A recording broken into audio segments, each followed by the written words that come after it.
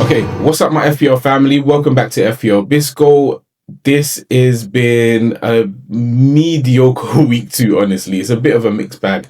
We're going to dive into some of the numbers and see what decisions I need to make going forward. Some crucial decisions that is actually going to need to be made. Currently, I'm sitting at about 2.5 mil. And if I've got top 50k dreams, this is not going to cut it. It's not where I want to be. But for now, it's just going to have to hold, dude. There's a bit of a story to tell. So let's get into it and see what we can do.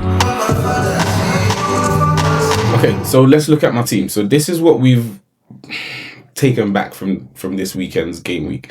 We have got nothing really to celebrate. João Pedro put up a good 15 points. I think a goal and an assist. Very happy with that. Papi Sarr got himself a clean sheet versus Man City. In fact, let's just go for it back to front. So we're still yet to play Salah. So the defense has done okay. Estev, I think I could have gone double. I could have got Dubravka and Estev in there, but I didn't want to risk it. Like, why would I risk double Burnley versus a Sunderland team that's just put 3 past West Ham? Couldn't do that. Was it 3 past? But anyway, they just come off a win. Burnley had just come off a loss. So I was like, well, I don't know. I just didn't know who to trust. So I knew I could risk something, but could I risk double? Turns out being cautious, which I have done 2 weeks in a row, I've been really, really cautious, didn't pay off. But Estev got me 6 points. Tarkowski, now he's got his clean sheet plus his DEFCON bonus. That's 2 weeks in a row he's got his +2s, and I'm just very, very happy with that.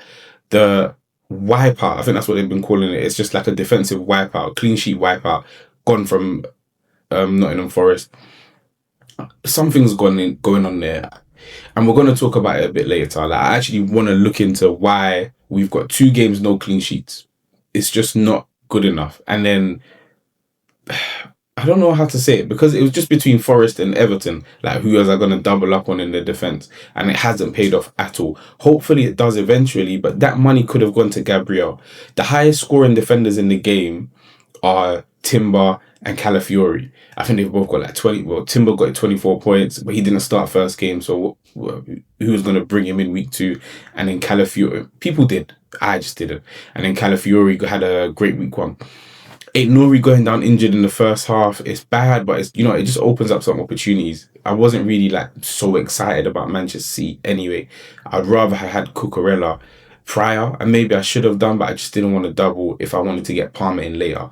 Palmer eventually getting injured didn't help at all, but it opens up that, okay, now I'm like more, I don't mind Chelsea assets anymore. Now that there's no Palmer to, it's like, who else can I put in? Do I want to put in Enzo? There's so many other questions. Or in terms of Aït-Nouri, now Cucurella's an option. I think Reece James didn't have that, put up a stinker in terms of numbers, but that didn't help. So the midfield, so the back line is just, it did okay. Like, that's where the majority of my points have come from so far. So I can't complain, but just losing that clean sheet from Nottingham Forest is really, really annoying. Midfield it's not all done yet. So Liverpool will play Newcastle tonight. That's a difficult game. I'm not banking on it, but I think Salah's record versus Liverpool, I think he's got the second, out of all the teams he's bagged against, Newcastle is up there. It should be second or something, but he always scores versus Newcastle. So I'm hoping he continues that tradition, but it's irrelevant to me. Everyone's got Salah, and he's everyone's captain, or the majority of people's captain. So Gakpo is where I'm gonna rest my head. Like, Gakpo has to give me something. If Gakpo does return, then I get some rank. It supports me a lot. If he doesn't, then I'm just stuck. The Bruno Fernandes stuff, I don't want to talk about it right now. That 2 points, he's missed the pen, got himself some minus points. The 2 points that he got back was sheerly from ball recoveries, from dog points. And I wanted to celebrate the dog points, but the way Bruno was going to buy it, I don't want to call him out his name. I just want to move on. And I'm not going to talk about it. It's just, when am I going to get rid of Bruno? That's the question. I can't get rid of him now because he's got Burnley. But boy, like, that's it. Now I've even seen the 100 mil bid. I'm just like, 70 mil bid for Bruno. Buy. If you want to go. If he's got, like, I don't see the value. It was just a trap. Like, it's always like this. Bruno does everything for that club and somehow stinks. It's so annoying. I don't know why things go. It's just, I've got no affiliation to United. They just always, like, you can't ignore United assets, but your life would be, I could have put this money into Semenyo. If I really didn't want Saka and I really didn't want Palmer, I could have just done Semenyo. And then, like, where I would be right now? I'd have a great life. Now I'm middling around mid-table, just like Bruno Fernandes, just for making bad decisions. Yao Pedro was a great call. Let's just move on to the attack. Yao Pedro was a great call. Just didn't well, it's worked out well for me. So that one I can just be like, okay, well, I was lucky, maybe a bit lucky, but I had my logic to it. It was just I wanted to invest in the Chelsea attack. And all of them have returned, by the way. Neto's returned, he's returned, but Neto's returned, Pedro's returned, Enzo's returned. A lot of Chelsea players have put forward numbers. So it makes sense, you know what I mean? And then even Estevao, nobody invested in him, but Estevao's returned. So there's been a lot of players outside of Palmer that have put numbers up. It was just if Palmer was going to do it, every they're going to score in twos and threes. They're not a team that will score one goal only or have Palmer score 3 goals by himself. So it made sense to invest in somebody else. And João Pedro was a popular option among a lot of managers. So well done to all of us for kind of sticking together on that. Ollie Watkins now, it's 2 blanks in a row. And I also want him out, but I'm going to have to wait. I'm just gonna have to wait. So we're gonna discuss it a bit later on. The bench, the Bravka obviously got a 6-pointer. The Kuiper's done nothing. Absolutely nothing. There's been a lot of hype for what? Like I was really excited to see him put up some numbers, put up nothing. A lot of people have spoken, just absolutely nothing put up there. So just I'm charging it. Next time I play my wild card, he's gonna be out, depending on the fixtures, but the chances are I'm not even going to need a bench, but I know that the Kuiper's not going to be part of it. Ismail Assar, I apologise, like humbly apologise. Maybe I should have kept you in. I definitely should have kept you in the team over Papi Sarr, who had City. That even if he was going to return, it was just a bigger risk, I guess, for Sarr versus Forest or Papi versus Man City, and I went for the Man City one. I thought he was just going to have lots of ball recoveries, and that Spurs midfield is really doing the Lord's work. Like they're working really, really hard. So maybe it's just a mistake. On the plus side, Barry, the third person on the bench, is now starting games, which means that, or he started the last game, and the next game is exciting, I guess. So like they've got some good fixtures ahead of them. So maybe Barry can start for me. I'm sure if I look at like XG and chances created and chances taken, touches in the box, Barry done quite well the last game. So I'm looking forward to seeing how he progresses. I don't think it's going to be too long before he scores, and I just want those points. That's the summary of the team so far. So that leads me to my plan. So with Ryan Aït-Nouri's injuries, we're going to look back at the watch list. And we've got, if Ryan's out, Pedro Porro. So we've got, just in terms of the fixtures are the easiest ones. If we're saying that we already know their ability, then we're just going to look at fixtures and see where the opportunities are for them to come in and be like a good option for a long period of time. Are we going to have attacking options from these defenders? Are we going to have a lot of pressure that they take on that means that they're going to get lots of dog points? And do they have clean sheet potential? That's what I'm looking at here. I think Pedro Porro is a good option. I think the fixtures are quite good. Like Spurs fixtures are really, really good. What Spurs assets we look at is a different question. It's like Pedro is a good one. Van der Ven is a cheap one at 4.5 mil with the same, well, obviously the same fixtures. Van der Ven's a cheap one. We've got quite a few options, I guess, for Spurs. Like we'll look at their midfielders, but Pedro Porro and Van der Ven are good options defensively. Gabriel, again, we haven't liked the Arsenal fixtures. But Arsenal, the team, are fixture proof. They can beat Liverpool. They can beat Forest. They can beat Man City. They can beat Newcastle. They can beat West Ham. My thing is, can they beat all of them? Like, can they keep a clean sheet versus in 3 out of 6 of those games? That would be good. 3 out of 6 clean sheets is more than enough. And maybe an attacking return here. And the bonus. Like, that would be really, really good. The way that Arsenal have played, I can't... It's the same argument when Man City played Wolves, in that I can't put too much stock in it. It was Wolves. I can't put so much stock in Arsenal's potential versus the 2 games that they played. They played poorly versus United and they beat Leeds. So I just don't know where to take it. It's like it's not that I don't believe in Arsenal. I believe in the Arsenal defense. There's some things that will kind of be undeniable. Like there's opportunities. I think I'm going to talk about Declan Rice in the next slide. There's opportunities for Arsenal players to get points. It's just very risky in this run of fixtures to invest in them heavily. But everyone that has done so far has done an absolutely fantastic job. It's just, am I risky enough? Like, will I really take that risk ahead of other players? So Cucurella for the same price as Gabriel's got Fulham, Brentford, United, Brighton, Liverpool. That's for the at least for Chelsea, but it's just Chelsea are looking really good ish. Like, not 100% confident in Chelsea, but I think that Cucurella is a good option, and he's got himself I think an assist. He'll definitely get himself a goal sooner or later. But the returns are there. Senesi now is a cheaper option, but he's hit DEFCON points 2 games in a row. So versus Spurs, which means Spurs, Brighton, Newcastle, Leeds, Fulham. If he keeps hitting these dog points over and over again, like Senesi's been the dog of the season so far, like completely underrated. But if he keeps hitting them and any of these teams slip up, Newcastle haven't been a great attacking team so far, but they play them after the transfer window closes, so that might be a bit more. I'm not saying get him in now, but just look at it. Like, I'm having a look. Munoz, of course, for Palace, got his first assist of the season. We're waiting for it to happen. It was always going to happen. Now they've got Villa, they've got Sunderland, West Ham, Liverpool, Everton. The Liverpool-Everton games back-to-back might be a bit tricky because it's not because it's Liverpool and Everton. It's just because it's Liverpool at home, then Everton away. So going away after that game wouldn't be something I'd love to be a part of. But the Villa, who haven't scored yet this season, if I'm correct, Villa, who haven't scored, Sunderland at home, and then West Ham away. They're good. It's good fixtures. It's just, like I said, Palace are just weird, man. They're very weird. I haven't enjoyed Palace the same way, and now they've lost Eze. Are they going to have enough time to bring anyone in before the end of next week? I don't know.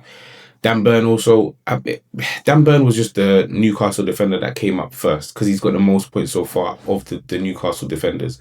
But there are other options. So, but they've got a good run of fixtures coming up, at least for the next 3. So Leeds, Wolves, Bournemouth, good fixtures to come up. So I would, if I had a wild card, I have one. If I was looking at a wild card, and I'm going to start doing my wild card team probably just before the game week deadline. Game week deadline next Saturday, thank goodness. So before the game week deadline, I'll have a look at the wild card and then see if that's something I would invest in. Like, would I look at Newcastle assets now? And would they be in defense? Like, would I trust them? Looking at our midfielders. So Bruno Fernandes has got to go. That's for damn sure. Like, I'm definitely getting rid of Bruno, just looking for a reason to do so. It's not going to happen this week because it's Burnley at home. My frustration is so high in that I didn't want Palmer because I just felt like he blanks. And I needed to trust him in order to bring him back. I just want to know that he's in form, not having a good game, know that he's in good point getting form. He wasn't. Has proven that he wasn't, and now it's just he wasn't fit. No problem. Saka was the same. I just didn't feel like he was in point getting form. I wanted to see something from him as he's come off an injury, and I wasn't sure he was going to be on pens. Fernandes was on pens. He was on free kicks. He's on corners. He plays in a deeper role, so he makes more defensive contributions. He is the heart and soul of a team that is super talented and somehow stinks. He has to go. Burnley being their next game, I hope, like, it's just fine. Like, fine. I don't know what Amorim is doing.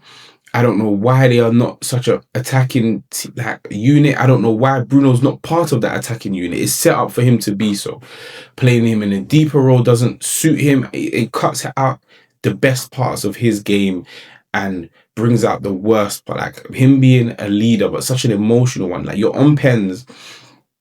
Burma was on pens last season for his club. Cunha was on pens last season for his club. They are capable penalty takers. You don't have to take all of these set pieces, but you do. And you're wasteful. I'm so, like,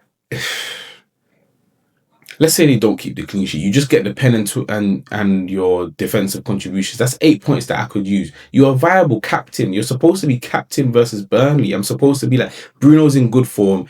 He might as well be the captain. I can't do that. After that, you've got City, you've got Chelsea for United, and that's when I'm done with United. Absolutely done. He'll be out the team. It's just one of these defenders from this list, or because I've got some extra money, I don't know who I'll bring in, but if I want to save some money and put some extra money towards my attack, maybe I might do that and sit like, let me calm down for a second. So that's what I'm going to do. We've got Brennan Johnson, who has scored 2 in 2 games. He's been really, really good. Always been a good asset. Spurs fixtures are good. We've discussed them before. Declan Rice, the best corner taker in history since James Ward-Prowse. What a player. I don't know about his threat from open play, but I know that these set pieces are absolutely amazing. And if he continues to do so it just might be he's going to be in. The issue that I've had is I don't like Liverpool and then City and then Newcastle. I think those three, even Forest at home, might be difficult after the international break. Once that window's closed, then hopefully Forest have settled themselves down a bit. We'll talk about it a bit later. If they have settled themselves down, it might not be. Then that's 4 bad fixtures in a row. After game week 7, once that West Ham game starts, they're on an amazing run. And Declan Rice might be the most nailed on player, I would think, in the midfield. Eze is also someone, so we can count him as an Arsenal player now. It just might be, it's just a matter of timing. I feel like Eze is a great player. He's been a great asset to bring in. He could play centrally now that Odegaard's also injured.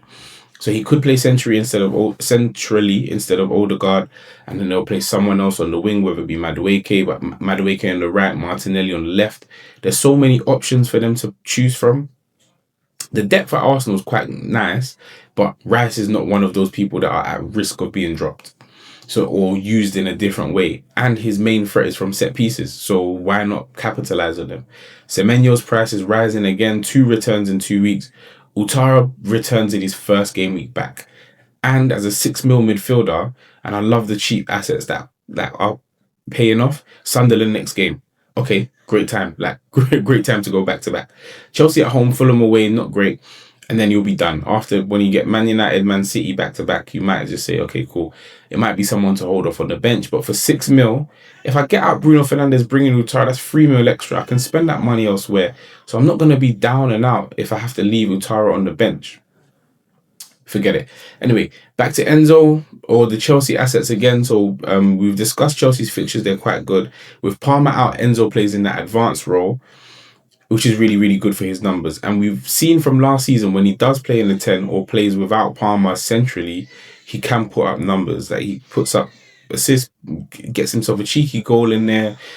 It's lit. I don't know who will be on pens, but if Enzo might have a shout to be on pens as well. So it's a good shout. Like, for depending on how long Palmer's out for, they said it wasn't too big of a deal. So we're gonna like look into it, make sure we get the right information before the start of the game week. But Enzo versus Fulham and then Brentford on the return. That might be someone worth investing in. But if Palmer comes back straight into the lineup after Fulham or after the international break, then just forget it. Then there's no point. Grealish now is a very, very interesting one. So I wasn't interested in Ndiaye, but Ndiaye has gone to the right. Grealish has started on the left and started absolutely amazingly. I think that Grealish is going to be a great player for Everton. Like, he looks free. I don't know about his fitness, but I do know that Everton's fixtures have been good. But I might not have the luxury of going. This is another thing. Tripling up on players has been something I wanted to avoid early in the season. I did it last season really, really early, and I didn't love the way that the team went. If the team loses or doesn't get a result, you don't have other players that can make up the ground. And since I've been spreading my players across I've been spreading my wealth across the team, so it helps. It helps me pick up data, learn things about who I'm going to invest in, and so on and so forth. So with Grealish now, that would mean I'd have Barry, Grealish, and Tarkowski in the same team. That's like across the spine. The spine of my team will be an Everton spine. That's very strange. But Grealish is a good asset. Wolves, then Villa, who are out of sorts. Liverpool is a derby. I'll think of it differently. Liverpool for everyone else is one thing, but Liverpool for Everton, they're always looking to win that game.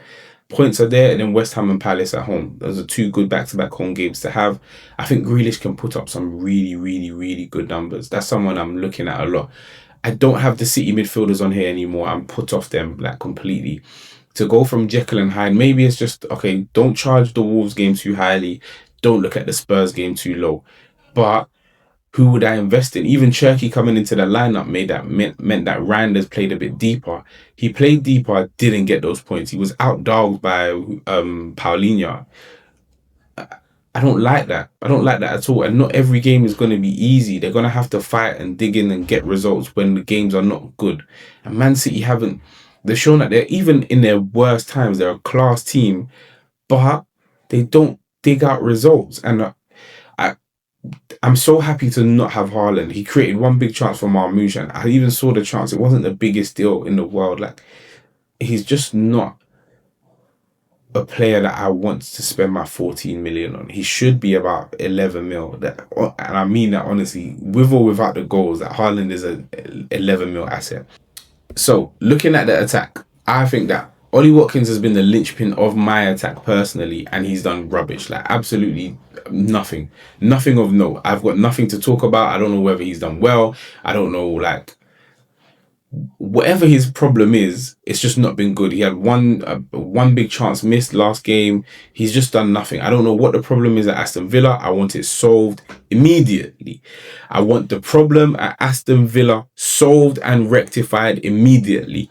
I don't care whether it's PSR. I don't care, like, why they lost Jacob Ramsey. I do not know whether they're looking for profit, whether they're, but I think they spent like 99% of their revenue on wages. Well, find 150% because you need some players. It's just not good enough. Marlon not being in the team game week 1, started game week 2. They brought in Gesand, start the guy. You can't just keep playing the same team that you did last season and think it's gonna bang. McGinn as an I think, I don't know, whatever it is, Kamara, who's there midfield? Kamara, McGinn, and Tillemans. Okay, if that's the midfield that you want to work with them, but put something up. Like, put some numbers up. Whatever I'm seeing and witnessing from Villa over the first 2 games is just been embarrassing. And I expect more from Watkins. These are my forwards that I'm looking at if Watkins just keeps messing around.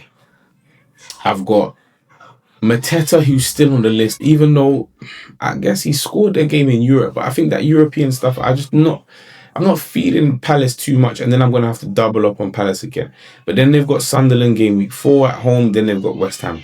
Okay, cool. Might be something in there, and then Everton away. I've said I don't like Liverpool and Everton back to back, so be it. Thiago for Brentford, he's only there because he's on pens. That's it. That is it. They've got Sunderland this week. It might be a good week to kind of max out on whoever. Like, I could just spread my transfers and just go for the easiest fixtures that are available. Same as everyone went for Arsenal versus Leeds last week, and they've been repaid. Maybe I deserve my repayment. I could just go 2 transfers and use either Brentford players or I don't know. I'll have a look at it, but just start hunting fixtures, like big teams, big names versus in small fixtures.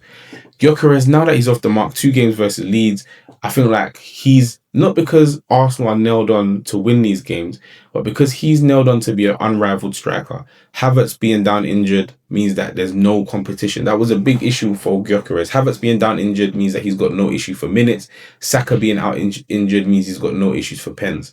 So he's a number 9 for a high attacking team that will start games, take penalties. Like, Gyökeres might just be better.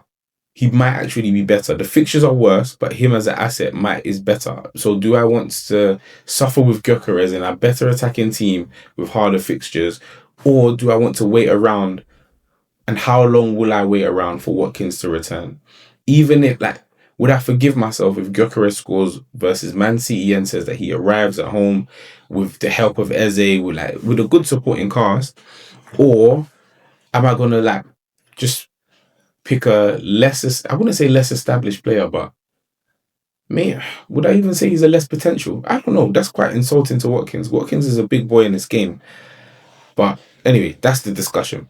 Strand Larsen, I keep putting him in these lists, and I'm not going to take him out of these lists. Like, I'm not going to take him out. For whatever reason it is, I believe Strand Larsen is going to hit. I don't know why. The fixtures are there. Everton, Newcastle, Leeds, Spurs, Brighton.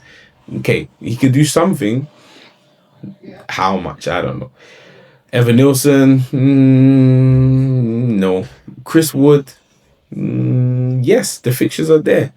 Don't want to triple up on Forest, me personally, but Chris Wood has got some good fixtures, and he's the kind of striker you just leave alone. Not flashy. There'll be no assists. If anything, he's just going to score 1, maybe 2. All right. Mayenda, I think he started both games for Sunderland, played himself like an hour, 70 minutes, both games. It's just a cheap option, not my favourite, the cheapest option. And if I'm going to cut the budget in the midfield, then I don't necessarily need to cut the budget in my strike force. Of course, it's just where am I going to spend the most cash. So I think there's a way that I can make the money up by going down from Bruno, and I can get myself Watkins and Gyökeres. That's interesting. I could do that. I'm not looking at Ekitike. Actually, maybe I should. But I just don't want to triple up. If I didn't have Gakpo, then I want Ekitike. But I've got Gakpo, so I don't want Ekitike. So, but yeah, that's the watch list. Now, I'm only using this time to just appeal whatever's going on at Nottingham Forest. Please solve it. Like, just stop. Whatever the problem is, I want it out. Whether it's Edu, whether it's the owner, whoever it is, just squash the beef. I need Nuno's success so we could just get back to clean sheets. I need Forest to play as a deep defense, play that counter-attacking football, like never change. I'm begging you, never change. Just keep doing what you're doing so I can keep more clean sheets. I'm begging you. None of this, like, I don't want to see, and I love Ange, don't want to see him back in the Prem. Definitely not with Forest. Go Everton, hopefully they score more goals. Go West Ham, maybe you can get them to score more goals. If Ange goes West Ham, I'm in support of it. Let's get Bowen scoring more. Let's get Fulkrug back into that. You can do all of that good stuff. Leave Nottingham Forest alone. Just okay, thanks for tuning in for this long. Hopefully you can subscribe. Click it. Let me know what your current rank is. If you're in the top million, let me know what you've done, how you did it, and if you are a genius that I am not. We've got a long season ahead of us. I can't say that enough.